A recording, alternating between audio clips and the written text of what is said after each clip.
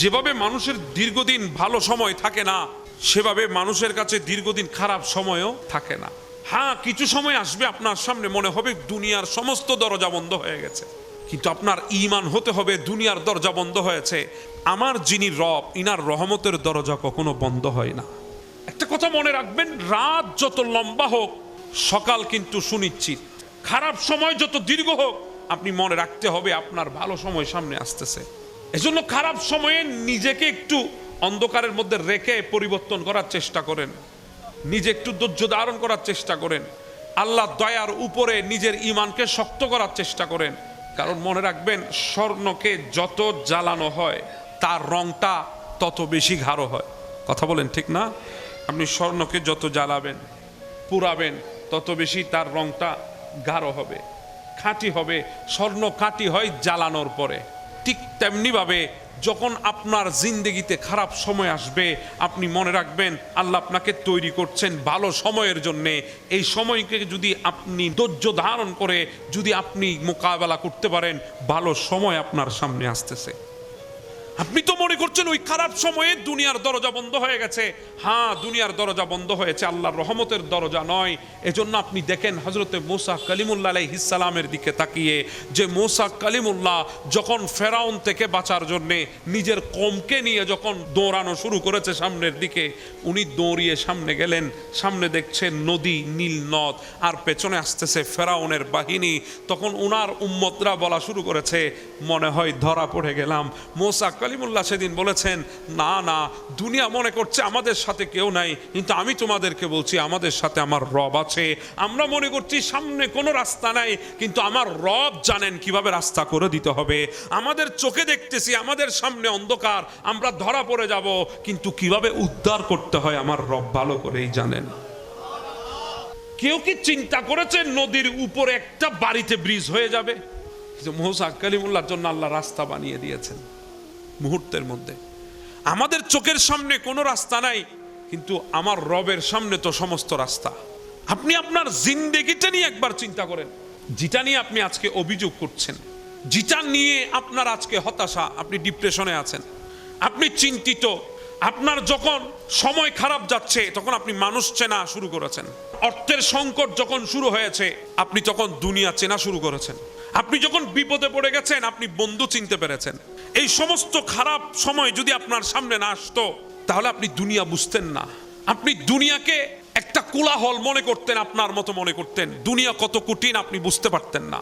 আপনি কঠিন পরিস্থিতি যখন মোকাবেলা করবেন আপনি তখন নিজেকে এত দৃঢ় হিসাবে বানাতে পারবেন, তৈরি করতে পারবেন, সামনে যত বড় মুশকিল আসুক আপনাকে আর ভাঙতে পারবে না, আপনি কখনো আর ভেঙে যেতে পারবেন না। সেজন্য নিজেকে মজবুত করার জন্য আল্লাহ অনেক সময় বান্দার সামনে খারাপ সময় দেয়, নিজেকে মজবুত করার জন্য, নিজেকে শক্ত করার জন্য খারাপ সময় আসে। কিন্তু ওই খারাপ সময় দীর্ঘস্থায়ী হবে এমনটা কিন্তু নয়। খারাপ সময়ের পরে ভালো সময় অবশ্যই আসবে। তো আমাদের উচিত ওই খারাপ সময়ে ধৈর্য ধারণ করব। কার উপর? আল্লাহ। ধৈর্য ধারণ, আল্লাহর ফয়সালার জন্য অপেক্ষা করব।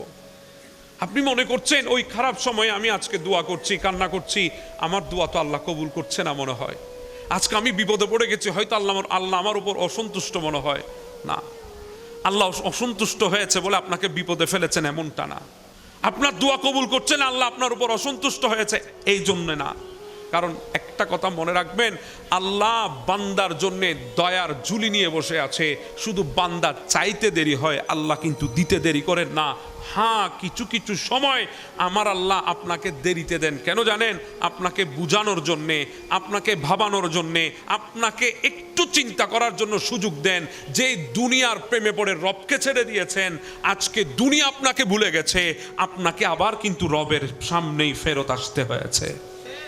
একটা কথা বলি, একটা জঙ্গলের মধ্যে এক রাখাল একটা গরুকে মাঠের মধ্যে ছেড়ে দিয়েছে, জঙ্গলের মাঠে ঘাস খাওয়ার জন্য, বিচরণ করার জন্য।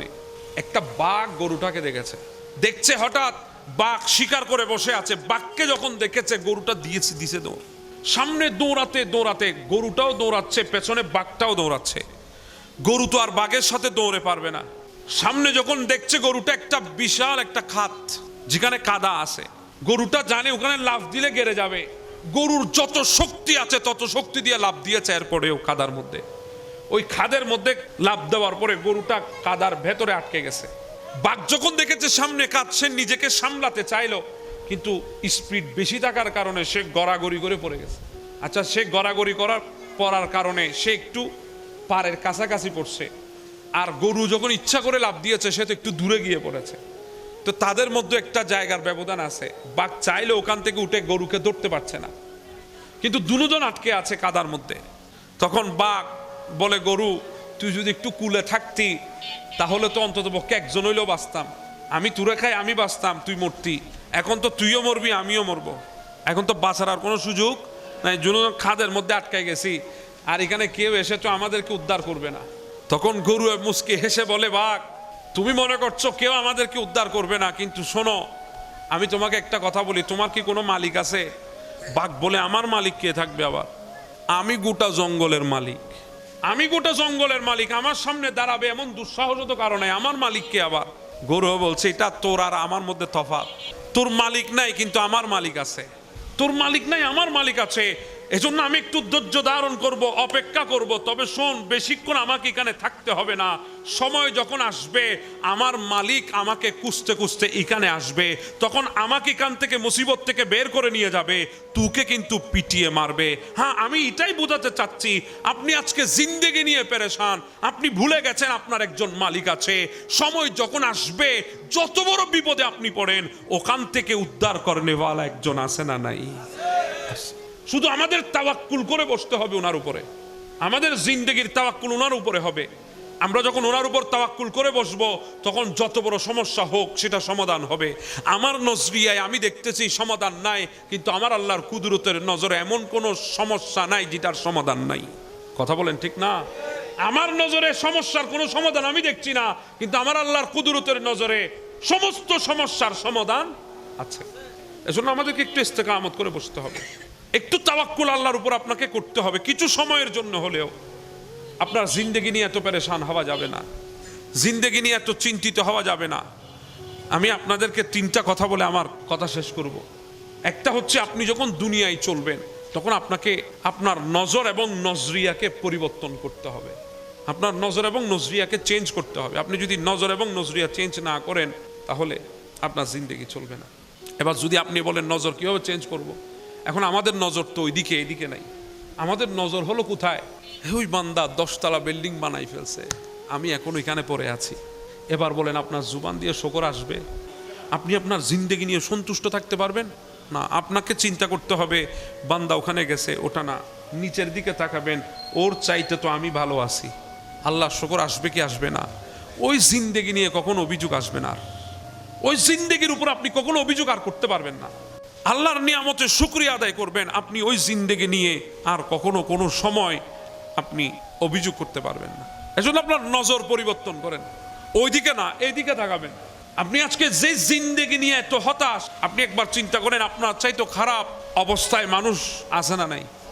আপনি তো ভাই অন্তত পক্ষে নিজের ঘরে হলেও আপনি বসতে পারছেন, নিজের ফ্যামিলিদের সামনে নিয়ে বসতে পারছেন। দুনিয়াতে এমন মানুষ আছে, সে নিজের দিলের কথাগুলো শেয়ার করার জন্য কোনো ফ্যামিলি মেম্বার নাই, সে নিজের কষ্টগুলো দেখানোর জন্য পৃথিবীতে কোনো প্রিয় মানুষ নাই। আপনি ওই দিকে আপনার নজর পরিবর্তন করেন, আপনি নিচের দিকে তাকান, ওই দিকে তাকালে আপনার শুকর আসবে, ওই দিকে না। দ্বিতীয় নাম্বার, কফুল লিসান, আপনার জবান কি করতে হবে? বন্ধ করতে হবে। বেশি কথা বলার নাম বাহাদুরি না, বেশি কথা বলার নাম বাহাদুরি না। কম কথা বলেন, যদ্দূর প্রয়োজন তদ্দূর। জুবান খুলতে যাবেন না, জুবান যত বেশি খুলবেন তত বেশি অসুবিধা।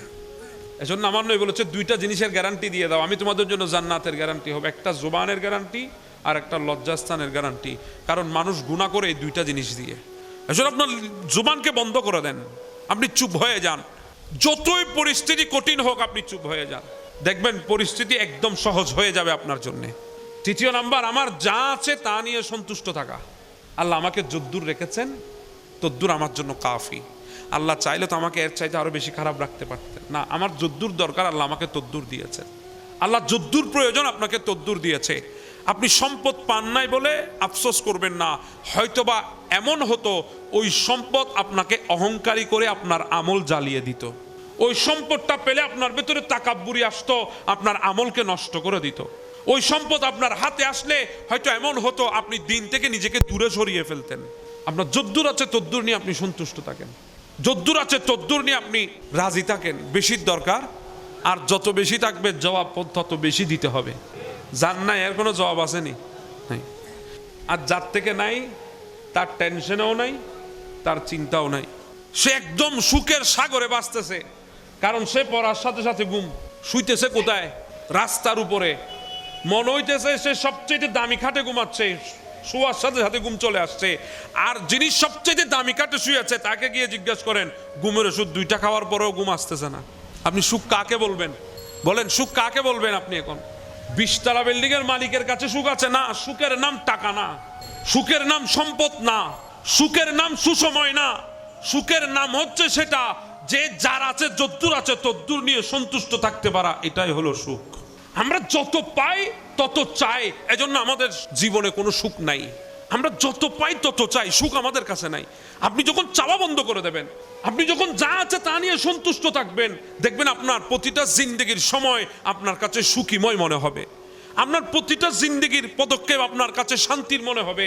আপনার জিন্দেগির প্রতিটা মুহূর্ত আপনার কাছে সুকুনের মনে হবে, কারণ আপনার কাছে যা আছে আপনি তা নিয়ে সন্তুষ্ট আছেন। এটা শুধু আজকে আমাদের গোটা পৃথিবীর সমস্যা, আমার যুবক ভাইদের সমস্যা একটাই, কারণ আমরা শুধু চাইতে চাই, চাইতে চাই, চাইতে চাই, শুধু চাই আর চাই। যার কাছে অ্যান্ড্রয়েড সেট আছে তার তামান্না, তার চাওয়া হচ্ছে কখন আইফোন জোড়াবো। যার কাছে হিরো হুন্ডা আছে তার চাওয়া হচ্ছে কখন R15 বাইক কিনবো। যার কাছে কার আছে তার জীবনের সবচেয়ে বড় আশা হচ্ছে কখন পায়জারও হবে। আমাদের জিন্দেগি শুধু চাওয়া। কিরে ভাই চাওয়া কেন আমাদের জিন্দেগি? আমাদের চাওয়া তো এমনও হতে পারে আমার হাতে স্মার্টফোন আছে, অ্যান্ড্রয়েড সেট আছে। হ্যাঁ, অনেকের তো এটাও নাই, অনেকের এটাও নাই। ইচ্ছা যখন আমার চিন্তায় আসবে তখন আমার অবস্থান নিয়ে আমার কাছ থেকে শকর বের হবে, সন্তুষ্ট আসবে। আর যত বেশি শকর করবেন তত বেশি আল্লাহ নিয়ামত বাড়িয়ে দেবেন। আল্লাহ আমাদেরকে বোঝার তৌফিক দান করুক। এজন্য নবী বলেছেন আলহামদুলিল্লাহ আলা কুল্লি হাল, তোমার যেমন অবস্থায় তুমি আছো তেমন অবস্থায় তুমি আল্লাহর দরবারে শকর আদায় করো। এজন্য ইমাম হুসাইন কারবালার ময়দানেও আল্লাহর দরবারে সিজদা দিয়েছেন। উনি নিজেকে নিজের জিন্দেগি নিয়ে অভিযোগ করেন নাই, আল্লাহ আমি কারবালার ময়দানে এসেছি, আমার সন্তান শহীদ হয়ে গেছে, আল্লাহ আমি কারবালার ময়দানে এসেছি, আমাকে দাওয়াত দিয়ে এনেছে, আজকে আমাকে রক্তাক্ত করা হয়েছে, এই অভিযোগ ইমাম হোসাইনের জুবান দিয়ে আসে নাই। এই জন্য রক্তাক্ত হওয়ার পরেও ইমাম হোসাইনের কাছে শকরের সিজদা এসেছে। উনি সিজদায় গিয়েছেন আর ওই সিজদায় দুনিয়া থেকে বিদায় হয়েছেন। একটা সিজদা দুনিয়া থেকে হোসাইন বিদায় হয়েছে, আরেকটা সিজদা কিয়ামতের ময়দানের জন্য আছে। যে সিজদা হোসাইন কিয়ামতের ময়দানে দেবে, ওই একটা সিজদার বিনিময়ে আল্লাহর নবীর কোটি উম্মতকে জাহান্নাম থেকে জান্নাতে নিয়ে যাবে। যখন মদিনার জমিনে রসুল আকরাম সাল্লাল্লাহু আলাইহি ওয়াসাল্লাম ইসলাম প্রচার করার জন্য হিজরত করবেন, তার পূর্বে যখন আমার নবীর 40 বছর হায়াতে দুনিয়া যখন আসলো, আমার নবী যখন নবুয়ত প্রকাশ করেছেন মক্কার জমিনে, আমার নবী নবুয়ত প্রকাশ করার আগে ওই মক্কার কুফাররা আমার নবীকে আল আমিন বলে ঘোষণা দিয়েছেন। একটু কথা খেয়াল করেন, আল আমিন আমার নবীকে বলছে। কে বলছে? যে নিজের বাবাকে বিশ্বাস করে না সে আমার নবীকে আল আমিন বলছে। যে নিজের মাকে বিশ্বাস করে না সে আমার নবীকে আল আমিন বলছে। সেজন্য মক্কার ওই কুফাররা তাদের জিন্দেগির উপার্জিত সম্পদ বাবার কাছে, মায়ের কাছে, ভাইয়ের কাছে, বোনের কাছে, স্ত্রীর কাছে রাখে নাই, আমার নবীর কাছে এনে রেখেছেন। কারণ তাদের নজরিয়া হচ্ছে এই আমাদের মক্কার জমিনে সবচেয়ে বড় বিশ্বাসী উনি হচ্ছেন একমাত্র মুহাম্মদুর রাসূলুল্লাহ। তারা রসুল আমার নবীকে মানে নাই, কিন্তু বিশ্বাসী মেনেছেন। আল আমিন বলে আমার নবীকে উপাধি দিয়েছে। তা আমার নবী একদিন আবু কুয়াইস পাহাড়ের সামনে দাঁড়িয়েছেন। আবু কুয়াইস পাহাড় পৃথিবীর প্রথম পাহাড়, আল্লাহ সৃষ্টির প্রথম পাহাড়। যেই পাহাড়ের উপর চাঁদ দ্বিখণ্ডিত হয়ে এক টুকরা যে পাহাড়ের উপর পড়েছে, যেই পাহাড়ের পাথর দিয়ে খানায়ে কাবা নির্মাণ হয়েছে, যেই পাহাড়টা আমার নবীর মৌলুদুন নবী, আমার নবী যে ঘরের জন্মগ্রহণ করেছেন ওই ঘরের পেছনে আবু কুয়াইস পাহাড়। আমার নবী সেই আবু কুয়াইস পাহাড়ের সামনে দাঁড়ালেন, সবাইকে ডাক দিয়ে বলছে, এই আহলে মক্কা, তোমরা আমাকে আল আমিন বলে ঘোষণা দিয়েছো, বিশ্বাসী বলে ঘোষণা দিয়েছো। বলে হ্যাঁ। আমি যদি তোমাদেরকে বলি পাহাড়ের পেছন দিক থেকে এক দল আসতেছে তোমাদেরকে ধ্বংস করে দেওয়ার জন্যে, তোমরা বিশ্বাস করবা? বলে কেন করব না? যেখানে বিশ্বাস করে নিজের উপার্জিত সম্পদ আপনার হাতে তুলে দিতে পেরেছি, এইটুকু কথাকে আমরা বিশ্বাস করব না? অবশ্যই করব। বলে ঠিক আছে, এখন আমি সেই বিশ্বাসী বলছি, আল আমিন। তোমরা যাকে আল আমিন বলেছো আমি সেই আল আমিন বলছি। এই গোটা কুল কায়নাতের মধ্যে স্রষ্টা একজন, দ্বিতীয় কোনো স্রষ্টা নাই। যখন আমার নবী ওয়াহাদানিয়তের দাওয়াত দিয়েছে, তারা বিগড়ায় গেল। আমার নবী যখন তাদের সামনে আল্লাহর ওয়াহাদানিয়তের দাওয়াত তুলে ধরেছেন, তারা ইনকার করেছে। অথচ তারাই আমার নবীকে আলামিন বলে ঘোষণা দিয়েছে। যখন ওয়াহাদানিয়তের প্রশ্ন আসলো, আল্লাহর দ্বীনের প্রশ্ন আসলো, কালিমার দাওয়াত আসলো, তখন সেটাকে তারা অস্বীকার করেছে। আমার নবী যখন তাদের সামনে ওয়াহাদানিয়তের ইসরার করেছে, তারা ইনকার শুরু করে দিয়েছে। অনেক লম্বা কথা, আমি যেটা বোঝাতে যাচ্ছি সেটা বলছি। তারা ইনকার করা আরম্ভ করেছে, অস্বীকার করা আরম্ভ করেছে, বলে না না, মানবো না। একজন তো বলেই বসেছে তাব্বাত লাকা ইয়া মুহাম্মদ, যার বিপরীতে আমার আল্লাহ সূরা লাহাব নাজিল করে দিয়েছেন। এগুলো অনেক লম্বা কথা, আমি সেদিকে যাচ্ছি না। আমি যেটা বোঝাতে চাচ্ছি, তারা আমার নবীকে অস্বীকার করলো। এই জায়গায় এসে, ওয়াহাদানিয়তের প্রশ্নে এসে, ঈমানের প্রশ্নে এসে, কালিমার দাওয়াতে এসে, দ্বীনের প্রচারে এসে আমার নবীর দেওয়া ইসরারকে তারা ইনকার করেছে। তো তারা যখন ইনকার করেছে, আমার নবী কিন্তু ইসরার বন্ধ করে নাই, আমার নবী ইসরার বাড়িয়ে দিয়েছে। তারা ইনকারের উপর ইনকার করছে, আমার নবী ইসরারের উপর ইসরার করছে। তারা আমার নবীর দাওয়াতকে অস্বীকার করছে, আমার নবী তাদের সামনে আরো বেশি করে ওয়াহাদানিয়তের দাওয়াত দিচ্ছেন। তো তারা যখন এক পর্যায়ে ইনকার করা বেশি যখন করছে, তখন আমার নবী স্বাভাবিক, আমার নবীর মন একটু ছোট হয়ে আছে। আমার নবী যখন মন ছোট করেছেন, আমার আল্লাহ ডাক দিয়ে বলেন, রসুল মন ছোট করবেন না। ইন্নাকা লা তুসমাউল মৌতা। সুবহানাল্লাহ বলেন। কে বলছেন? আমি বলছি। আপনারা তো বেশি কিছু না বুঝলেও মৌতা শব্দ তো বুঝেছেন। মৌতা শব্দ বুঝেন নাই? মৌতা মানে জিবে আড়ে চলিবে না, খন নেবে খন্ন, জিবে দুনিয়ার তুন গেয়ে গুই। কথা বলেন ঠিক না? এতটুকু তো বুঝেন, মৌতা মানে যিনি মুর্দা, মৌতা মানে যিনি মরহুম কিংবা মরহুমা, মৌতা মানে যার কাছে জিন্দেগি নেই, যেই মৃত, তাকে তো মৌতা বলে। কথা বলেন ঠিক না? তা আল্লাহ কি বলছেন? ইন্নাকা লা তুসমাউল মৌতা। ইয়া রাসূলুল্লাহ, তারা শুনবে না, তারা আপনার কথা শুনবে না, কারণ তারা সবাই মুর্দা। তারা সবাই কি? মুর্দা। আল্লাহ কাকে মুর্দা বলছে? আবু জাহেলকে। আল্লাহ কাকে মুর্দা বলছে? আবু লাহাবকে। আল্লাহ কাকে মুর্দা বলছে? উতবা সাইবাকে। আল্লাহ কাকে মুর্দা বলছে? কুফারে আরবকে। আল্লাহ কাকে মুর্দা বলছে? মুশরিকিনে আরবকে। আল্লাহ কাকে মুর্দা বলছে? যারা আমার নবীর ইসরারকে ইনকার করেছে তাদেরকে মুর্দা বলছে। কোন সময়? যখন আবু জাহেল জমিনের উপর হাঁটতেছে, আল্লাহ বলছে আবু জাহেল মুর্দা। যখন আবু লাহাব জমিনে হাঁটতেছে, আল্লাহ বলছে আবু লাহাব মুর্দা। যখন উতবা সাইবা জমিনে হাঁটতেছে, আল্লাহ বলছে উতবা সাইবা মুর্দা। যখন মুশরিকিনে আরব সংসার করছে, দুনিয়াদারি করছে, কথা বলছে, চোখে দেখছে, নিঃশ্বাস নিচ্ছে, উঠা বসা করছে, মানুষের সাথে লেনদেন করছে, ব্যবসা বাণিজ্য করছে, আল্লাহ বলছে তারা মুর্দা। ইন্নাকা লা তুসমাউল মৌতা। ইয়া রাসূলুল্লাহ, তারা শুনবে না, কারণ তারা মুর্দা। মুর্দা। আল্লাহ, আবু জাহেল চলাফেরা করছে, এরপরও মুর্দা, বলে হ্যাঁ মুর্দা। আবু লাহাব মুর্দা, বলে হ্যাঁ মুর্দা। মুশরিকিনে আরব মুর্দা, বলে হ্যাঁ মুর্দা। এজন্য তো যারা দুনিয়ার জমিনে আছে, আমার নবীর শান মানে নাই, আল্লাহ তাদেরকে বলছেন খতামাল্লাহু আলা কুলুবিহিম ওয়া আলা সামিইহিম ওয়া আলা আবসারিহিম। আল্লাহ বলছে তাদের হৃদয়ের মধ্যে আমি মোহর লাগিয়ে দিয়েছি। তাদের হৃদয়ে মুস্তাফা থাকবে না, তাদের চোখে মুস্তাফা দেখবে না, তাদের জুবানে মুস্তাফার কথা আসবে না, তাদের কানে মুস্তাফার কথা শুনবে না। সুবহানাল্লাহ। আল্লাহ বলছেন সুম্মুন বুকমুন উমিয়ুন। এগুলো আমার কথা না, কোরআনের কথা। আল্লাহ বলছে তারা মুর্দা, তারা মৌতা।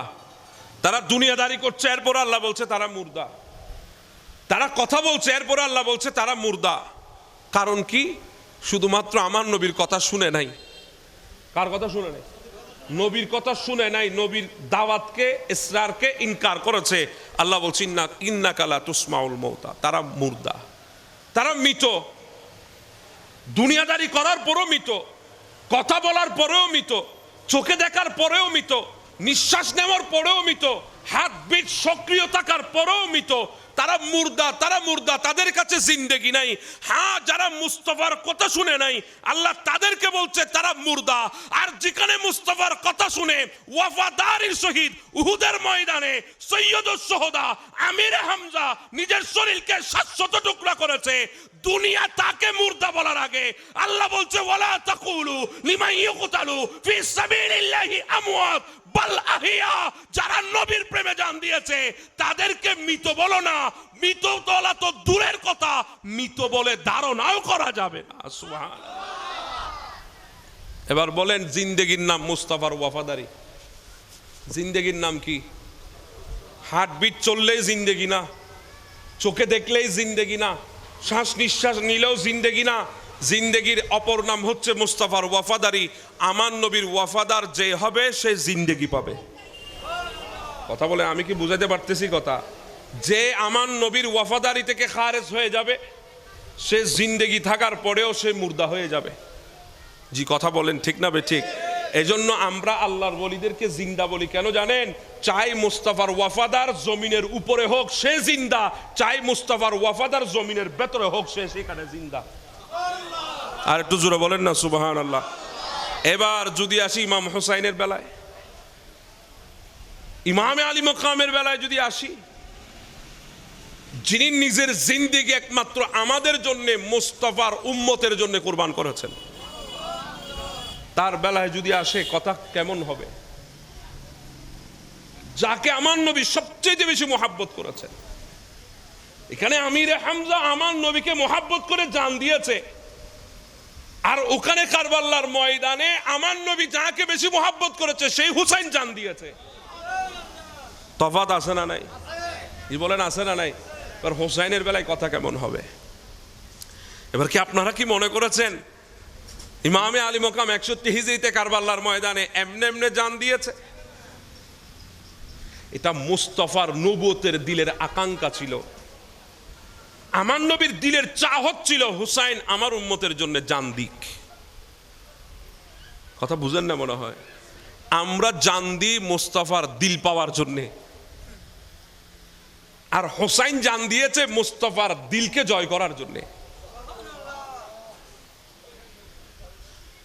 মদিনা শরীফের মধ্যে একটা সময় এসেছে হঠাৎ করে আমার নবীকে পাওয়া যাচ্ছে না। 3 দিন সময় চলে গেছে। কয়দিন? 3 দিন সময় অতিবাহিত হয়ে গেছে, আমার নবীকে খুঁজে পাওয়া যাচ্ছে না। সবাই তো পেরেশান হয়ে গেছে। আমরা তো বাবা এমন নবীর প্রেমিক, শুধু মাহফিল আসলে নারে রিসালাতের স্লোগান থাকে, আর ঘরে গেলে নবীর মোহাব্বতের কথা আর মনে থাকে না। কথা বলেন ঠিক না? যদি নবীর মোহাব্বতের কথা যদি ওখানে মনে থাকতো ঘরে, তাহলে আমার ঘরে যখন আজান হচ্ছে আমার রসুলের নাম চলছে তখন আমার ঘরে টেলিভিশন ওপেন থাকতো না। কথা বলেন আমি কি ভুল বলছি? নবীর মোহাব্বত যদি আমার দিলে সত্যিকারে থাকতো, তাহলে যখন মুয়াজ্জিন আজান দিচ্ছে তখন আমার হাতের মধ্যে স্মার্টফোনের স্ক্রিন আমি কখনো দেখতে পারতাম না। আমরা তো এমনি নবীর প্রেমিক মাশাআল্লাহ। আর মিলাদুন নবী আসলে তো বলার প্রয়োজন নাই, আমরা সবাই তখন নবীর দিওয়ানা হয়ে যাই। সারা বছর যারা বেদাত বেদাত বলেছে এরাও মাহফিল না করলো মুড়ে মুড়ে ডেক একটা ফাগায় মোটামুটি তবরুক খায়। জি বল, আমি কি ভুল বললাম? মোটামুটি চলতেছে। কথা বলেন ঠিক না? আর কিন্তু আমাদের সমাজ একটা রসম হয়ে গেছে, মিলাদুন নবী মানি চাঁদানাদা তুলি, রাস্তার মুড়ে মুড়ে কয়েকটা টেবিল বসায়, কিছু চাঁদানাদা তুলি, একটু তাবারক টাবারক পাকায়, বাস খাই ফেললে তার নাম মিলাদুন নবী। কোনো মাহফিল নাই, ফাতিহা নাই, দুরুস নাই। জি বলেন না ঠিক না বেঠে? আমরা একটা ট্রেডিশন বানিয়েছি আমরা। আল্লাহ আমাদেরকে হেফাজত করো। আমি ওইদিকে যাব না, আপনারা মনে কষ্ট পাচ্ছেন আমি দেখতেছি, আমি ওইদিকে যাব না। এগুলো আমাদের চট্টগ্রামে বেশিরভাগ চট্টগ্রামের লোকাল যে সমস্ত স্থানীয় মানুষ, এদের কাছে এই ট্রেডিশনটা বেশি। কোনো মিলাদ মাহফিল নাই, শুধু ডেক পাগায় চাঁদা তুলি খায়, এরপরে কথা বলেন ঠিক না? এই অবস্থা আমাদের দেশে। মদিনা শরীফের মধ্যে 3টা দিন অতিবাহিত হয়েছে, আমার নবীকে পাওয়া যাচ্ছে না। তো সাহাবে ইকরাম ইনারা তো এমন নবীর জন্য দিল দিওয়ানা, যারা নিজের ঘর ছেড়ে সব ছেড়ে মুস্তাফার দুয়ারে এসে বসে আছে। আসহাবে সুফা 70 জন নবীর দিওয়ানা। তাদের জিন্দেগির তামান্না হচ্ছে আমি সকালবেলা চোখ খুলে আমার মুস্তাফার চেহারা দেখব, আমি রাতের বেলায় ঘুমাতে যাব চোখ বন্ধ করার আগে আমি শুধু মুস্তাফার চেহারা দেখব। সব ছেড়ে ছুড়ে মুস্তাফার কদমে চলে এসেছে। এরা তো আমার নবীকে ছাড়া একটা সেকেন্ডও কল্পনা করা যায় না। সবাই আমার নবীর জন্য দিওয়ানা হয়ে গেলেন। আমার নবী কোথায় চলে গেল? 3 দিন সময় চলে গেছে। সৈয়দনা সিদ্দিক আকবরের অবস্থা কেমন, হালত কেমন একবার চিন্তা করেন। যে সিদ্দিককে আমার নবী শুধু একবার বলেছে, সিদ্দিক যে কোনো মুহূর্তে আমাকে মক্কা ছাড়তে হবে, আল্লাহ যদি ইশারা হয়। 6টা মাস হয়ে গেছে, সিদ্দিক আর ঘুমায় নাই, সারা রাত দরজার সাথে পিঠটা লাগিয়ে বসে আছে, কখন মুস্তাফা এসে ডাক দেবে। কারণ নবী বলেছে সময় আসবে, আল্লাহ যদি হুকুম দেয় আমাকে যেতে হবে, দিনে যাবে না রাতে যাবে। কখন যাবে নবী বলে নাই। এখন রাতে যদি আমি ঘুমিয়ে যাই, নবী যদি এসে আমাকে ডাক দে, আমার থেকে উঠতে যদি একটু দেরি হয়, আমার নবী দাঁড়িয়ে থাকলে কষ্ট হবে। এজন্য 6 মাস আর চোখকে ঘুম দেয় নাই, পিঠকে বিছানা দেখায় নাই, দরজার সাথে লাগিয়ে বসে আছে। মুস্তাফার আওয়াজ আসলেই লাব্বাইক বলে হাজির হয়ে যাব। ওই সিদ্দিকের অবস্থা কেমন, যেখানে আমার নবীকে 3 দিন পাওয়া যাচ্ছে না। ফারুক আজম তো এমন অবস্থা হয়েছে, তরবারি বের করে ফেলেছে। আমার নবীকে যদি কোনো কুফফার কোনো কিছু করে, আমি গোটা মক্কার কুফফারের অস্তিত্ব রাখবো না জমিনের মধ্যে। সৈয়দনা ওসমান যুন্নুরাইন, হায় আল্লাহ, ইনি তো এমন নবীর জন্য দিওয়ানা। ইনি তো ঘোষণা দিয়ে বসেছেন, যদি আমার নবীর খবর এনে দিতে পারো, আমি ওসমান আমার সমস্ত সম্পদ তাকে দিয়ে দেব। কেমন ওসমান জানেন? আপনারা যারা মদিনায় গিয়েছেন দেখেছেন, মদিনার ঐতিহাসিক গোরস্থান জান্নাতুল বকি শরীফ, 10,000 আমার নবীর সাহাবী যেখানে দাফন আছে।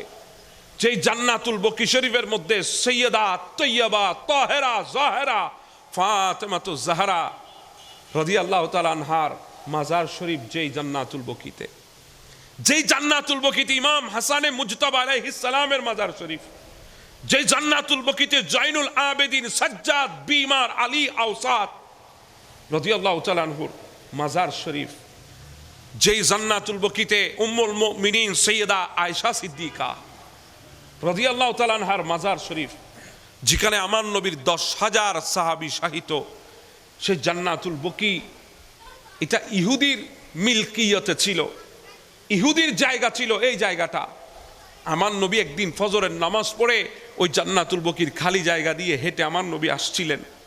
হযরত ওসমান রাদিয়াল্লাহু তাআলা আনহুর সাথে আমার নবীর দেখা। হযরত ওসমান জিজ্ঞাসা করি, ইয়া রাসূলুল্লাহ কোত্থেকে আসছেন? বলে, জায়গাটা খুব ভালো লাগে রে ওসমান, আমি ফজরের নামাজ পড়ে অনেক সময় এই জায়গাটাকে একটু হেঁটে আসি, আমার ভালো লাগে জায়গাটা ঘুরতে। এই কথা বলে আমার নবী চলে এসেছেন।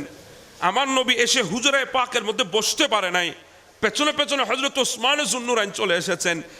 দরজার মধ্যে আঘাত হলো। আমার নবী বলে, কে? বলি, ইয়া রাসূলুল্লাহ আমি ওসমান বলছি।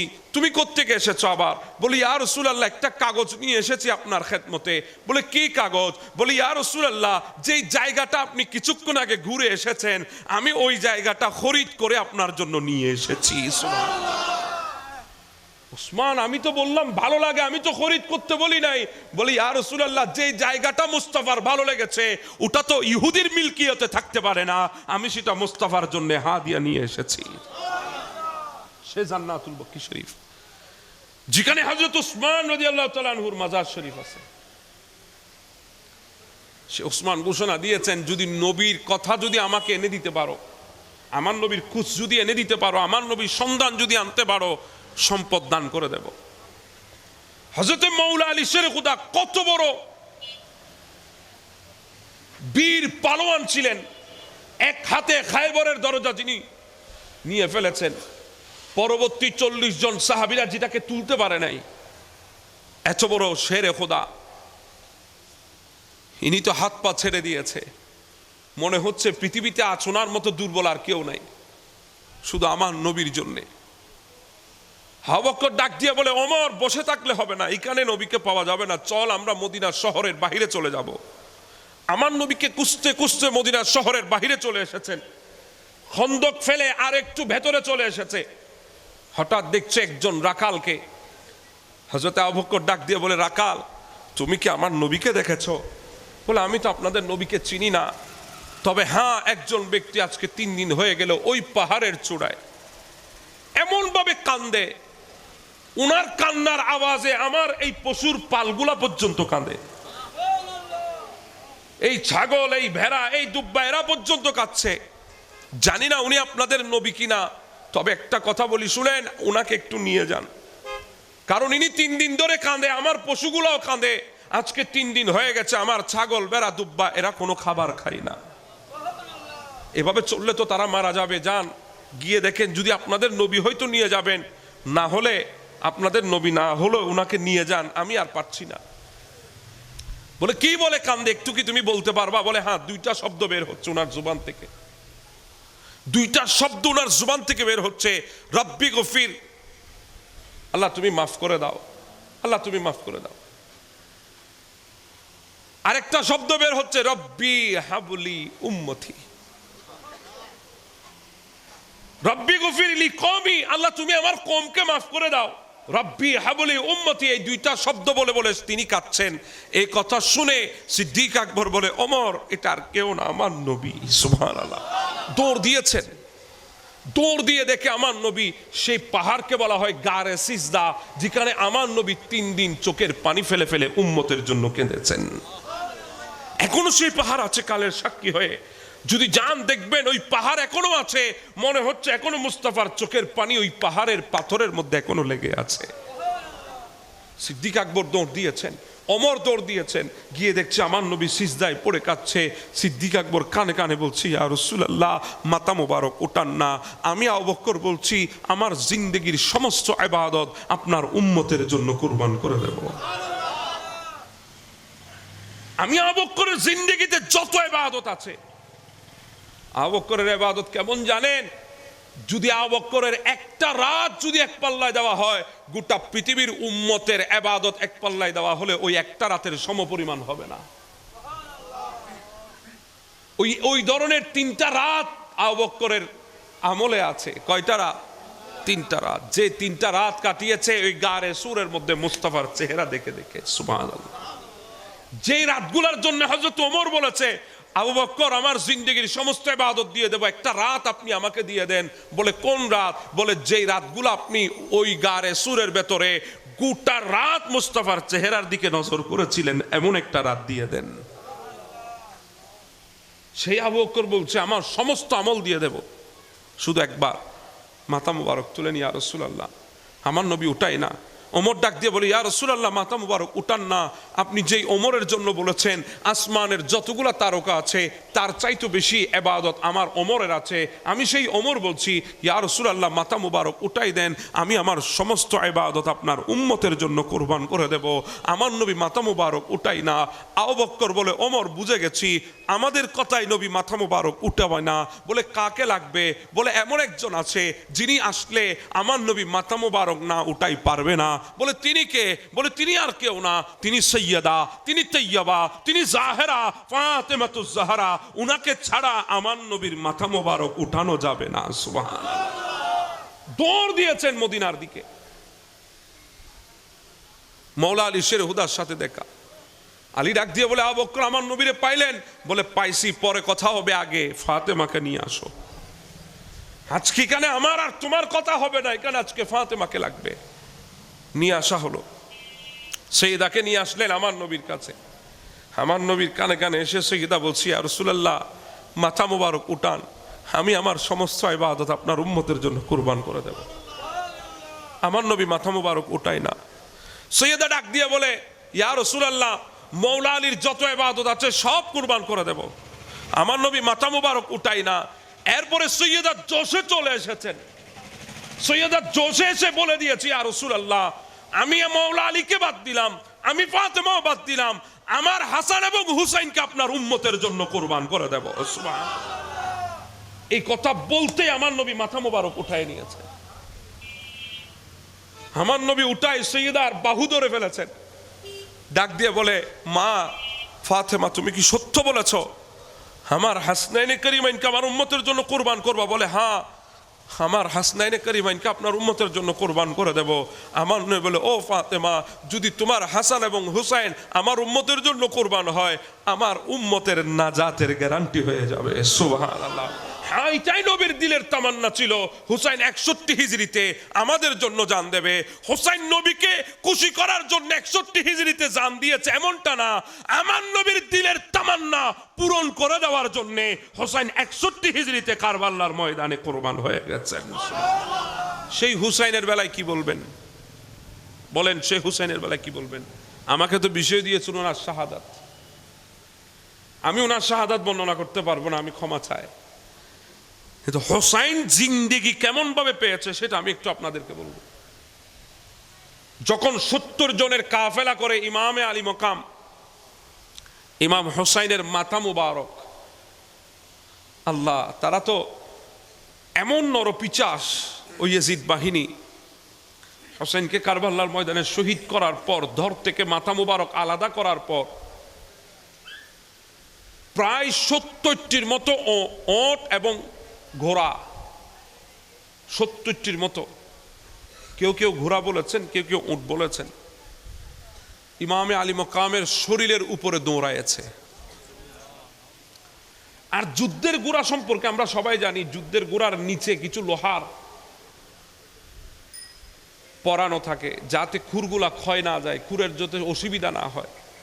আচ্ছা, লোহার খুরের আঘাত যখন ইমামে আলী মকামের শরীরে লেগেছে, আর ভাই আমরা জামান একটা কথা ভুলে যাই, আমরা আজকে মক্কা শরীফে যাই, হাজের আসওয়াদকে চুমা দেওয়ার জন্য পাগল পারা হয়ে গেছে। অনেকে আছে ওই জায়গায় গিয়ে জিন্দেগি পর্যন্ত কোরবান করে দিচ্ছে, আছে না নাই? চাপকায় মানুষ মারা যায়, অ্যাক্সিডেন্ট ঘটে শুধু হাজের আসওয়াদকে চুমা দেওয়ার জন্যে। এবার আপনি আমারে বলেন, এই হাজের আসওয়াদ এত দামি হলো কেন? হযরত ওমর বলছেন, ইয়া হাজারু, ও হাজের আসওয়াদ, আমি তোমাকে চুমো দেব এমনে, কারণ আমি জানি তুমি পাথর, তুমি মানুষের ভালো করতে পারো না, মন্দ করতে পারো না, তবে আমি তোমাকে চুমা দেব। কেন জানো? কারণ তোমাকে চুমা দিতে আমার মুস্তাফাকে দেখেছি, আমার নবী চুমা দিয়েছে বলে আমি তোমাকে চুমা দেব। তো আমার নবী কয়বার চুমা দিয়েছেন হাজের আসওয়াদকে? আমার নবী জিন্দেগিতে 4 বার উমরা করেছেন, 1 বার হজ করেছেন। উমরা কয়বার? হজ কয়বার? 7 চক্করে যদি 1 তাওয়াফ হয়, তাহলে 7 বার যদি আমার নবী হাজের আসওয়াদকে চুমা দেন, 5 7 জি বলেন না, 35 বার আমার নবী হাজের আসওয়াদকে চুমা দিয়েছেন। মাত্র 35 বার চুমা দিয়েছে আমার নবী হাজের আসওয়াদকে। আর এবার যদি আমি বিপরীত ইমাম হোসাইনের কথা বলি, ইমাম হাসান আলাইহিস সালামের কথা বলি, তাহলে ইনাদের তো মাথা থেকে পা পর্যন্ত লজ্জাস্থান ব্যতীত এমন কোন জায়গা নাই যেখানে আমার মুস্তাফা চুমা দেয় নাই। তো দুনিয়ার দরকার কি ছিল? আর দুনিয়া করলো কি? দুনিয়ার দরকার ছিল এই হাসনাইনে কারিমাইনকে জিন্দেগিতে চুমা দিয়ে রাখা। কথা বলেন ঠিক না? তো দুনিয়া তো আসল জায়গা চিনে না, দুনিয়া সব সময় নকল নিয়ে ঘুরে, আমরা নকলেই বিশ্বাসী। কথা বলেন ঠিক না? দেখি বলেন তো, অনলাইনে অনেকে জিনিস কিনেন, বারবার দুকা খান, এরপরও কিনতে আসেন, বলেন না, এরপরও কিনতে আসেন। আজকে দেখলাম কি হারে সয়াবিন তেল ঢুকাইতেছে, মাশাআল্লাহ, সয়াবিন কি হারে ঢুকাইতেছে, কেমনে ঢুকাইতেছে আল্লাহ। আমরা আবার বিশ্বাস করি, আমরা আবার কিনতেছি। কথা বলেন ঠিক না? কারণ আমরা দুকা খাইতে পছন্দ করি, আমরা দুকা খাইতে পছন্দ করি, জানি শুনি আমরা দুকা খাই, এটা আমাদের অভ্যাস। দুনিয়া, আমরা নকল নিয়ে বিশ্বাসী সব সময়। আমরা দুনিয়াতে মানবাধিকার তাদেরকে বলি যারা প্রতিটা সেকেন্ডে মানবাধিকার হনন করছে। কথা বলেন ঠিক না? তা আমি যেটা বলতে চাচ্ছিলাম, আপনারা মনে কষ্ট পাচ্ছেন আমার কথায়। ইমামে আলী মকাম ইমাম হোসেনের মাথা মুবারককে ওবায়দুল্লাহ জিয়াদ কুফা থেকে যখন পাঠাচ্ছিলেন, কোথায়? দামেশকে, সিরিয়ায়, ইয়াজিদের দরবারে 70 জনের একটা কাফেলা করেছে। ওই 70 জনের কাফেলার নেতৃত্ব দিচ্ছিলেন হোলি বিন ইয়াজিদ। হোলি বিন ইয়াজিদ বড় জালেম, সে নেতৃত্ব দিচ্ছে। সে তার হাতের মধ্যে তীরের আগায় ইমামে আলী মকাম ইমাম হুসাইন আলাইহিস সালামের মাথা মোবারক বসানো। ঘোড়া সামনে, সবাই পেছনে চলতেছে। আচ্ছা বলেন, ইমামে আলী মকামের দর হচ্ছে কুফার জমিনে, ফুরাত নদীর তীরে, কারবাল্লার ময়দানে, আর মাথা মোবারক নিয়ে যাচ্ছে দামেস্কের মধ্যে। দুইটা দুই জায়গায়। আমাদের বিজ্ঞান কি বলে, আমাদের চিন্তা কি বলে, এখানে রু থাকার কোনো সম্ভাবনা আছে? মাথা কি কথা বলতে পারে? মাথা ছাড়া শরীর কি চলতে পারে? না।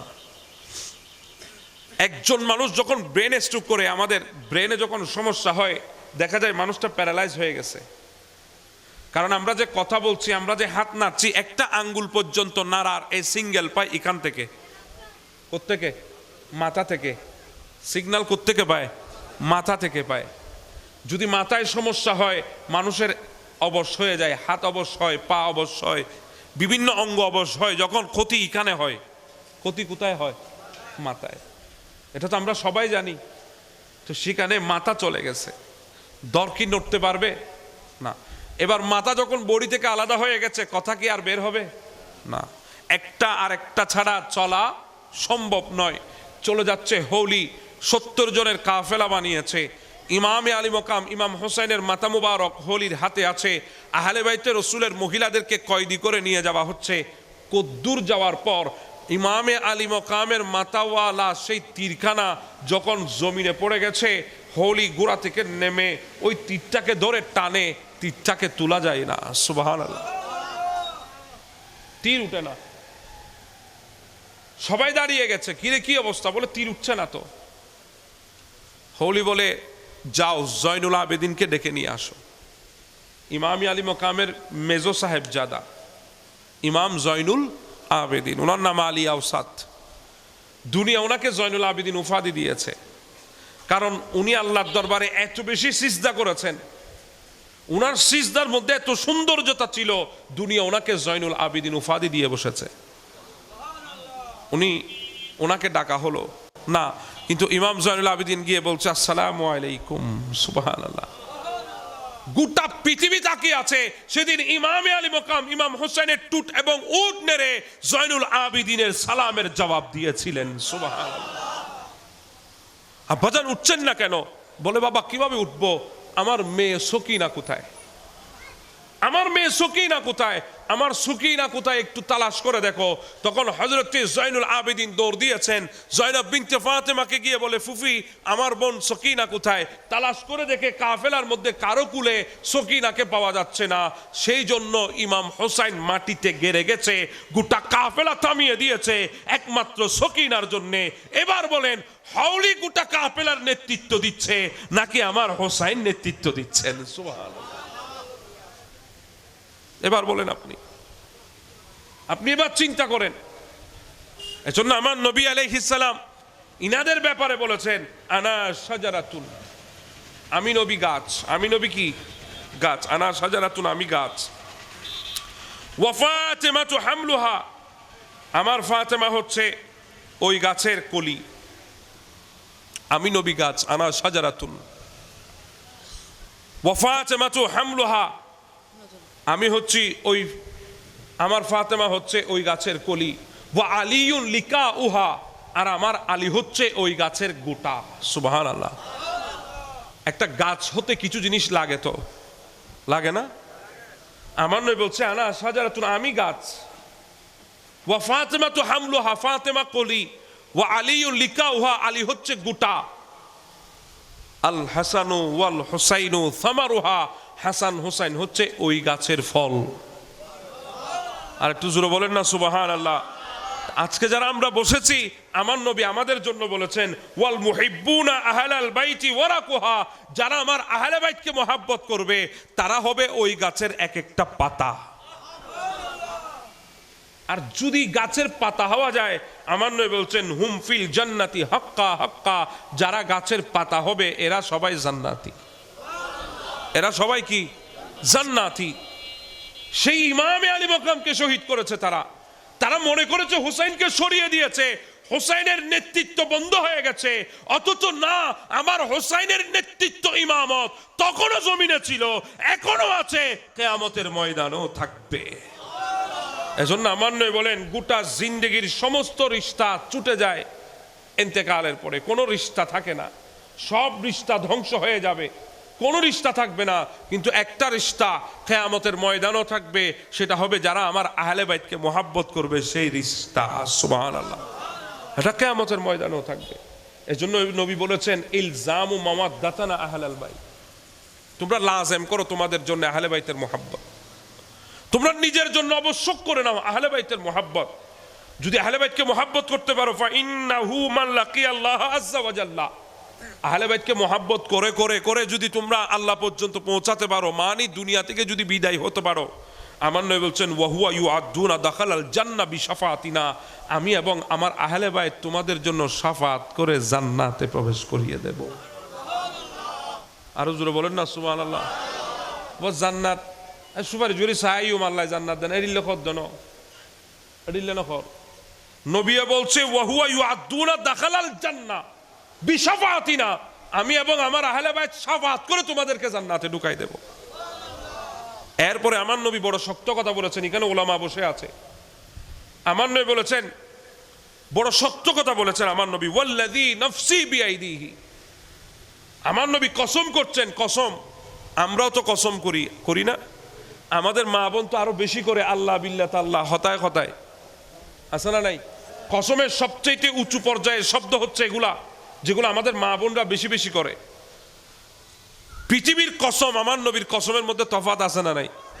আমার নবী বলছেন ওয়াল্লাযী নাফসি বিয়াদিহি, শব্দগুলা দেখেন, আমার নবী বলছে সেই সত্তার কসম যার হাতে আমি রাসূলের জান, আমি তার কসম করে বলছি, লা ইয়ানফাউ আবদান আমলুহু ইল্লা বিমারিফাতি হাক্কিনা, তোমাদের পাহাড় পরিমাণ সওয়াব আছে, আমল আছে, আসমান পরিমাণ আমল আছে, সমুদ্রের পানি পরিমাণ আমল আছে, কিন্তু ওই আমলের ভেতরে আমার আহলে বাইতের মোহাব্বত নাই, ওই আমল তোমাদের কোনো কাজে আসবে না। এবার বুঝেন আহলে বাইতের মোহাব্বত কতটুকু জরুরত আমাদের জন্য। আচ্ছা বলেন, পৃথিবীতে সবচেয়ে বড় আমলের নাম কি? নামাজ। ঈমানের পরে সবচেয়ে বড় আমলের নাম নামাজ। নামাজের চাইতে বড় আমল আর আছে? আমার নবী বলছেন মান সাল্লা সালাতান লাম ইউসাল্লি আলাই ওয়ালা আহলে বাইত লাম তুকবাল মিনহু। সুবহানাল্লাহ বলবেন না? তোমরা নামাজ পড়ছো, ওই নামাজের ভেতরে যদি আমার আহলে বাইতকে সালাম দেওয়া যদি বন্ধ করে দাও, আমরা নামাজের মধ্যে দরুদ পড়ি না? আল্লাহুম্মা ফরন না, হ্যাঁ, এরপরে ওয়ালা আছে না নাই? ওয়ালা আল একটা শব্দ যদি বাদ দিয়ে দেন, আমার নবী বললাম তুকবাল মিনহু, তোমাদের নামাজ আল্লাহর দরবারে কবুল হবে না। এবার আপনি বুঝেন আহলে বাইতের মোহাব্বত কেমন, আমাদের দিলে কেমন হওয়া চাই আহলে বাইতের মোহাব্বত, আহলে বাইতের ভালোবাসা। যে ইমাম আমাদের জন্য শাহাদাত বরণ করেছেন, যে ইমাম আমাদের জন্য আমাদেরকে পার করানোর জন্য নিজের জিন্দেগি বিলাইয়ে দিয়েছেন, চিন্তা করেন সেই ইমামের মোহাব্বত দিলে রাখার দরকার আছে না নাই? আছে। এটা আমাদের জন্য বড় লাজেম, এটা আমাদের জন্য আবশ্যক। আপনি ইমামের মোহাব্বত ছড়াইতে পারবেন না। তো যেটা বলছিলাম, দুনিয়া মনে করছে হওলি নেতৃত্ব দিচ্ছে কাফেলা, কিন্তু আসল নেতৃত্ব দিচ্ছে কে? ইমামে হোসাইন। জয়নুল আবেদিন দৌড়ে দেখেছেন, সকিনা কাফেলায় নাই, ওনারা পেছনে দৌড় দিয়েছেন। ঠিক এই ইমাম হোসাইন যেভাবে বলেছেন সকিনা কাফেলার মধ্যে নাই, উনি পেছনে পড়ে গেছে। ওনাকে যখন নিয়ে আসা হলো, এবার যখন ইমাম হোসাইনের তীর মাকা সার মুবারক যখন টান দেওয়া হয়েছে, সাথে সাথে ওই তীরটা উঠে গেছে। সুবহানাল্লাহ। এটা একবার না, গোটা কাফেলা জুড়ে কয়েকবার হয়েছে এই ঘটনা। আস্তে আস্তে সামনে এসেছেন, কদ্দুর আসার পর এরা সবাই একটু ক্লান্ত হয়ে গেছে, বলে আমরা একটু এক জায়গায় বসবো। বলে ঠিক আছে। একটা বিশাল ময়দান, সেখানে তারা বসলেন। একটা বড় গাছ, ওই গাছের ছায়ায় এজিদ বাহিনী বসেছে, আহলে বাইতকে রোদের মধ্যে বসিয়েছেন। নাউজুবিল্লাহ, রোদের মধ্যে আহলে বাইতকে বসানো হলো। আচ্ছা বলেন, দুনিয়ার রোদ তো সহ্য করার মতো, কিন্তু কিয়ামতের ময়দানের রোদের অবস্থা কেমন হবে? জি বলেন না? আর ওই দিন তো মুস্তাফার ইশারা ছাড়া ছায়াও কেউ পাবে না। কথা বলেন ঠিক না? ওই দিন অবস্থা কেমন হবে? ওই দিন কেমন অবস্থা হবে? সবাইকে রোদে বসিয়েছেন আহলে বাইতে রাসূল, সবাই রোদে বসা। সন্ধ্যা যখন নেমে গেছে তাড়াহুড়া করে সবাই বাহনে উঠে সাওয়ারির উপর উঠে রওনা হয়ে গেছে। কদ্দুর আসার পর খালিদ বিন ইয়াজিদের হাত ইমাম হোসেনের সর মোবারক, উনি যে ঘোড়ার উপর আছেন ওই ঘোড়াটা সবার আগে, কিন্তু ওই ঘোড়ার সামনের দিকে কদম বাড়াচ্ছে না, ওখানে থেমে গেছে আর সামনে যায় না, সামনের দিকে যাচ্ছে না। তখন হলি বুঝে গেছে আবার কোনো না কোনো কিছু হয়েছে, ডাক দিয়েছে জয়নুল আবেদিন, একটু এসে দেখো না এখানে আমার ঘোড়াটা সামনে যাচ্ছে না কেন। জয়নুল আবেদিন ডাক দিয়ে বলে, ফুফি আমার বোন সকিনা কোথায়? বলে সকিনা তো আমাদের সাথে নাই, মনে হয় সকিনাকে ওই ময়দানে ফেলে এসেছি। সবাই আবার কাফেলা ঘুরিয়ে ওই ময়দানে গেলেন, দেখছেন একজন বুরকা পরিহিত মহিলা সকিনাকে কুলের মধ্যে নিয়ে ঘুম পাড়িয়ে দিচ্ছে, সান্ত্বনা দিচ্ছে, সকিনা ঘুমিয়ে আছে। জয়নাব বিনতে ফাতেমা গেলেন, ডাক দিয়ে বলে, মা আশেপাশে কোনো বসত বাড়ি নাই, আপনি কোত্থেকে এসেছেন? সকিনাকে কুলে নিয়ে বসে আছেন কেন? আপনি কে? পরিচয় দেন। তখন ওই মহিলা ডাক দিয়ে বলে, ও জয়নাব বিনতে ফাতেমা, তোমরা কিভাবে পেরেছো সকিনাকে ফেলে চলে যেতে? এই সকিনা ময়দানে পড়ে আছে, চোখ খুলে যদি কাউকে দেখতে না পেত তার মুখ দিয়ে তো কান্নার আওয়াজ বের হতো, সে যদি কাঁদতো আমার হোসেন কিভাবে সহ্য করত? সেজন্য আমি জান্নাতুল বকি থেকে উঠে আজকে এখানে চলে এসেছি। নেকাব তুলে দিয়েছে, জয়নাব বিনতে ফাতেমা দেখছে, এটা অন্য কোনো মহিলা নয়, এটা ফাতেমা তো জহরা এসে বসে আছেন। চিন্তা করে নেবা। ইমাম বেশি মহাব্বত করতেন সকিনাকে, বেশি ভালোবাসতেন। ওনাকে নেওয়া হলো, এবার আবার কাফেলা সামনের দিকে চলছে। এবার বলেন হোসেন জিন্দা না মরা? জি বলেন না, হোসেন জিন্দা না মরা? কাফেলা দেখছে দুনিয়া, খালিদ বিন ইয়াজিদ নেতৃত্ব দিচ্ছে, কিন্তু মূলত হাওলির কাছেও নেতৃত্ব নাই, নেতৃত্ব তো হুসাইনের কাছে। আর যেখানে ইমাম আছে এখানে মুক্তদির কোনো ইমামতি চলবে? আর আমরা এমন ইমাম পাইছি যেই ইমামের ইমামতি শুধু জমিনে না, ওখানেও আছে। কথা বলেন ঠিক না? হযরতে হুযায়ফা আমার নবীর দিওয়ানা, মা ডাক দিয়ে বলে, হুযায়ফা কয়দিন হলো আজকে রসুলের দরবারে যাও নাই? বলে, মা অনেক দিন হয়ে গেছে। কি বলো, গেলে না কেন? বলে, মা যদি অনুমতি দাও আজকেই যাব। বলে ঠিক আছে যাও। বলে, মা যদি অনুমতি দাও শুধু এক ওয়াক্তের জন্য যাব না, 2 ওয়াক্ত পড়বো, মাগরিবও পড়বো এশাও পড়বো। সুবহানাল্লাহ বলেন। দেখেন নবীর সাহাবীরা ইনাদের তাকদীর, ইনাদের ইচ্ছা হয়েছে মোস্তফার পেছনে একটাদা করে নামাজ পড়ছে। হুযায়ফা চলে এসেছেন নবীর কাছে, মাগরিবও পড়েছেন, এশাও পড়েছেন। আমার নবী এশা পড়েই মসজিদে নববী থেকে বের হয়ে গেছেন। রাত অন্ধকার, গুটগুটে অন্ধকার। হুযায়ফা বলছে, আমি আমার নবীর পেছনে পেছনে চলা শুরু করেছি, এমনভাবে চলছি একটা কদমের শব্দ এদিক ওদিক হচ্ছে না, আমার নবীর কানে শব্দ যাওয়ার কোনো সুযোগ নাই, এমনভাবে কদম ফেলছি। কদ্দুর যাওয়ার পর অন্ধকার, আমার নবী পেছনে ফেরে নাই। হঠাৎ করে আমার নবী ডাক দিয়ে বলে, আমার পেছনে কে? হুযায়ফা নাকি? সুবহানাল্লাহ। আমার নবী পেছনে ফেরা ছাড়া আমার নবী দেখেছেন, এই ক্ষমতা আমার নবীকে দিয়েছেন কে? আমাদের তো চোখ 2টা, আমার নবীর চোখ 6টা। আমার নবীর চোখ কয়টা? 6টা আমার নবীর চোখ। আর গোটা দুনিয়ার চোখ এক পাল্লায় হলো মুস্তাফার নজরের সেই তাকত দুনিয়ার কোনো কারো চোখের মধ্যে নাই। আমার নবীর 2টা চোখ তো আছে, কপালের চোখ। এছাড়া জিবরিল বলছে, আমি দেখেছি মেরাজের রাতে আমার নবীর কলবের ভেতরও 2টা চোখ আছে, যে চোখ দিয়ে আমার নবী দেখে। আবার আমার নবীর মোহরে নবুয়ত যেখানে পেছনে, তার পাশে 2টা ছোট ছোট ছিল চোখ, যেগুলা দিয়ে আমার নবী পেছনে দেখতেন। সুবহানাল্লাহ। তো বলছিলাম, আমার নবী বলে, হুযায়ফা নাকি? বলে, হ্যাঁ ইয়া রাসূলুল্লাহ। হুযায়ফা, আমার কাছে কেউ আসতে দেখেছ? কেউ আমার সাথে কথা বলতে শুনেছ? বলে, না ইয়া রাসূলুল্লাহ। বলে, একজন ফেরেশতা এসেছে, প্রথম দুনিয়াতে এসেছে, প্রথম, আগে কখনো আসে নাই। আচ্ছা বলেন, কোটি কোটি ফেরেশতা প্রথম এসেছে, এই কোটি কোটি ফেরেশতার মধ্যে কে কয়বার এসেছে এটাও আমার নবী মুস্তাফা জানে। জানে কি জানে না? তো যেখানে ফেরেশতার খবর আমার নবীর কাছে আছে, উম্মতের খবর নাই। আমার নবী বলে, এই প্রথম এসেছে ফেরেশতা, সে আর কোনোদিন আসে নাই। সে আল্লাহর কাছে আরজি পেশ করেছে, আল্লাহ আমি একটু জমিনে যাব, অনুমতি দেন। বলে, অনুমতি? দুনিয়ায় যাবা কেন? বলে, একটু আপনার নবীকে একটু সালাম দিয়ে আসবো। হায় হায়, শুধু আমাদের দিলের তামান্না না মদিনায় গিয়ে নবীকে সালাম দেব, ফেরেশতাদের দিলের তামান্না মদিনায় গিয়ে নবীকে সালাম দেবে। হ্যাঁ ইয়া রাসূলুল্লাহ, আপনার কাছে এসেছে ফেরেশতা? বলে হ্যাঁ, প্রথম এসেছে আমাকে সালাম দেওয়ার জন্য। আল্লাহ বলে যাবি যখন একটা সুসংবাদ নিয়ে যা, আমার নবীকে পৌঁছাই দিবা। ওই ফেরেশতা আমাকে সালাম দিয়েছে, সুসংবাদ পাঠিয়েছে আল্লাহ, ওই ফেরেশতা আমাকে দিয়েছে। ইয়া রাসূলুল্লাহ সুসংবাদ কি? বলে আল হাসানু ওয়াল হুসাইনু সাইয়্যিদা শাবাবে আহলিল জান্নাহ, আমার হাসান হুসাইন জান্নাতের যুবকদের সরদার। সুবহানাল্লাহ। তাহলে ইমাম হাসান হুসাইনের সরদারিয়তের এলান জমিন থেকে হয় নাই, হাসনাইনে কারিমাইনের সরদারিয়তের এলান আসমান থেকে এসেছে। আমি কথা কি বুঝাতে পারছি আপনাদেরকে? আহলে বাইতে রাসূলের কাফেলা চলছে, দামেস্কের দেখে যাচ্ছে, কত মুসিবত চিন্তা করেন ওনাদের মধ্যে। কিন্তু ইনাদের কাছে এগুলা কোনো কিছুই, কোনো ওনাদের হালত পরিবর্তন হয় নাই। ইনারা উফ শব্দ পর্যন্ত জুবান দিয়ে বের করে নাই। এত কষ্ট দিয়েছে আহলে বাইতে রাসূলকে, হাত পেছনে দিয়ে বেঁধেছে, কয়দি বানিয়েছে। এত কিছু হওয়ার পরেও এনাদের জিন্দেগি নিয়ে কোনো অভিযোগ আছে? জি বলেন, আছে?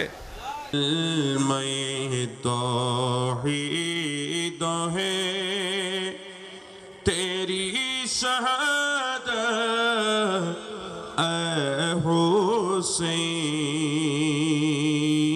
হুসैन तू ना होता तू ना रह जाती सदाकत ऐ हुसैन अल्लाहुम्मा सल्ली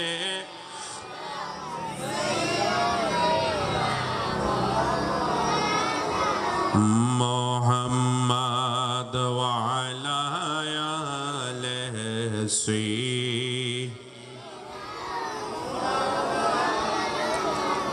तेरे कुर्बानी ने जिंदा कर दिया इसी लामों को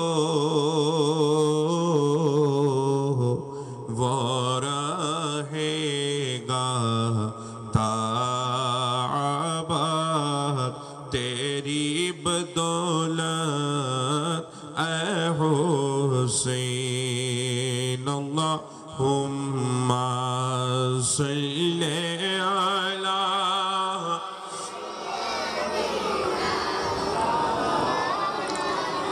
मोहम्मद वाला आले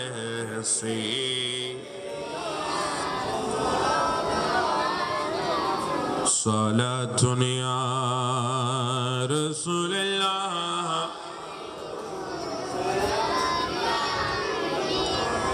शेरों के माँ निंदा जुम का तल में आया वो हुसैन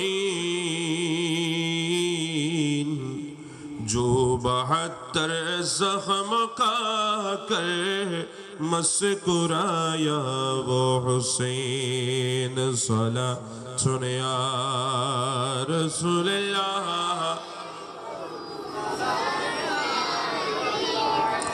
जो जो बेटे के मैयतो फिर न रोया वो हुसैन जिसने सब कुछ को की पी कुछ भी न कोया वो हुसैन सलातुन या रसूलल्लाह अल्लाह अल्लाह अल्लाह हो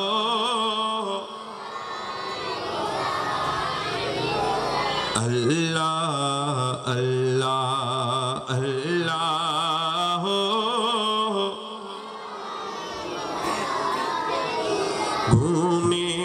गुनेगारेर गुण गोझरे दरुदे अपना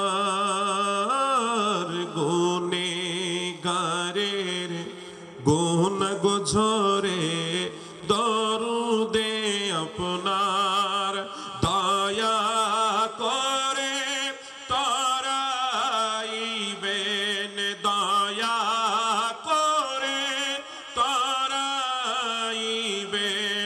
উম্মত গুনেগার নবীজি। আল্লাহ আল্লাহ আল্লাহ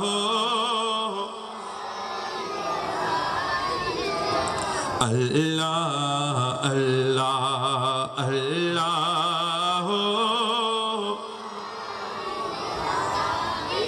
মতের তুফান চলবে যখন নবীজি আমার, মতের তুফান চলবে যখন নবীজি আমার, দয়া করে দেখাইবেন, দয়া করে দেখাইবেন চেহারায়ে আনোয়ার নবীজি।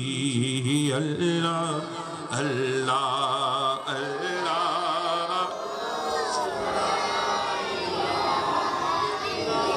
আল্লাহ আল্লাহ।